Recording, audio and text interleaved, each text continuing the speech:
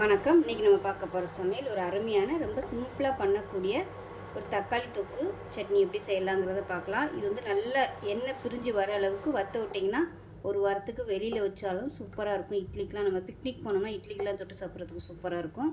நான் வந்து கொஞ்சம் தண்ணியாகவே இன்றைக்கி வச்சுருக்கேன். ஸோ நீங்கள் வந்து கெட்டியாக வச்சுக்கிட்டிங்கன்னா சூப்பராக இருக்கும். வாங்க இந்த அருமையான சட்னி எப்படி செய்யலாங்கிறத பார்க்கலாம். இப்போ ஒரு மிக்ஸி ஜார் எடுத்துக்கலாம். இதில் பார்த்தீங்கன்னா 1 டேபிள் ஸ்பூன் அளவுக்கு சோம்பு சேர்த்துக்கலாம். ஃபஸ்ட்டு இது வந்து நல்லா நைஸாக பொடிச்சிட்டு வந்துட்டு பார்க்கலாம். இப்போ பாருங்கள், இந்தளவுக்கு நல்லா பொடிச்சிட்டு வந்தாச்சு. இப்போ இதில் ஒரு 4 பல் பூண்டு, பெரிய பல்லாக 4 பல் பூண்டு எடுத்துருக்கேன். இப்போ இதையும் சேர்த்து நல்லா நைஸாக அரைச்சிக்கலாம். இப்போ பாருங்கள், நல்லா அரைச்சாச்சு, தனியாக இருக்கட்டும். இப்போ ஒரு மிக்ஸி ஜார் எடுத்திருக்கேன். இதில் பார்த்தீங்கன்னா சின்ன தக்காளியாக பார்த்துக்கோங்க. இந்த சைஸுக்கு ஒரு 6 தக்காளி எடுத்திருக்கேன், 4 கட் பண்ணி வச்சுருக்கேன். இப்போ இதை சேர்த்துக்கலாம். சேர்த்துட்டு இதை நல்லா நைஸாக அரைச்சிக்கலாம். பேன் எடுத்துக்கலாம். தேவையான அளவுக்கு எண்ணெய் சேர்த்துக்கோங்க. எண்ணெய் கூட இருந்தால் தான் இந்த சட்னி நல்லாயிருக்கும்.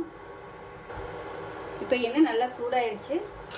1 டீஸ்பூன் போல் கடுகு சேர்த்துக்கலாம். கடுகு நல்லா பொரிய ஆரம்பிக்கவும் கருவேப்பிலையில் சேர்த்துக்கலாம். இப்போ இதில் நம்ம அரைச்சி வச்சுருக்க பூண்டு சோம்பு பேஸ்ட்டை சேர்த்துக்கலாம். சேர்த்துட்டு நல்லா பொரிய விட்டுக்கலாம். இப்போ சோம்பு பூண்டு நல்ல ஃப்ளேவர் வரும், வதங்கிடுச்சுன்னா இப்போ இந்த ஸ்டேஜில் பாருங்கள்,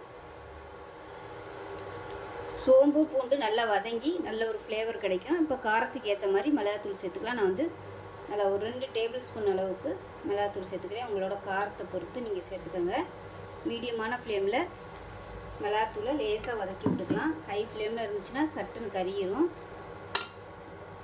இப்போ இந்த ஸ்டேஜில் அரைச்சி வச்சுருக்க தக்காளி பேஸ்ட்டையும் சேர்த்துக்கலாம்.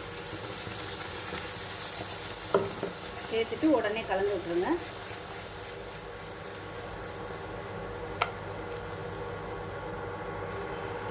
இப்போ மிக்ஸியை அலசிட்டு தண்ணி சேர்த்துக்கிறேன். இந்த ஸ்டேஜில் ரொம்ப கவனமாக இருக்கணும். உடனே முகத்தில் அப்படியே தெறிக்க ஆரம்பிக்கும்.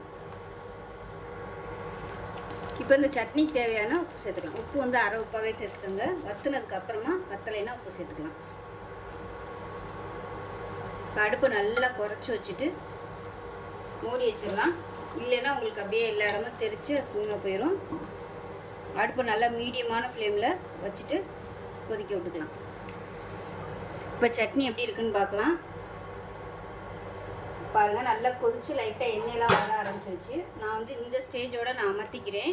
உங்களுக்கு வந்து நல்லா ஒரு வாரத்துக்கு நீங்கள் வச்சு சாப்பிட்ணுன்னு நினச்சிங்கன்னா நல்லா வற்ற விட்டிங்கன்னா போதும். உங்களுக்கு நல்லா அப்படியே கெட்டியாக வந்துருச்சுன்னா நல்லா ஒரு வாரத்துக்கு வெளியில் வச்சுருந்தாலும் கெட்டு போகாது, நல்லாயிருக்கும். நான் வந்து இந்த ஸ்டேஜோடு அமர்த்திக்கிறேன். சூப்பராக இருக்கும். ரொம்ப சிம்பிளான பொருட்களை வச்சு ஒரு அருமையான சட்னி ரெடி பண்ணியாச்சு. இட்லி, தோசை, ஊத்தப்பம் எல்லாத்தையுமே சூப்பராக இருக்கும். செஞ்சு பாருங்கள். செஞ்சு பார்த்துட்டு எப்படி வந்துச்சுங்கிறத சொல்லுங்கள். வீடியோ பிடிச்சிச்சின்னா லைக் பண்ணுங்கள், கமெண்ட் பண்ணுங்கள், சேனலை சப்ஸ்கிரைப் பண்ணுங்கள், பக்கத்தில் பெல் பட்டனையும் ப்ரெஸ் பண்ணுங்கள். நன்றி.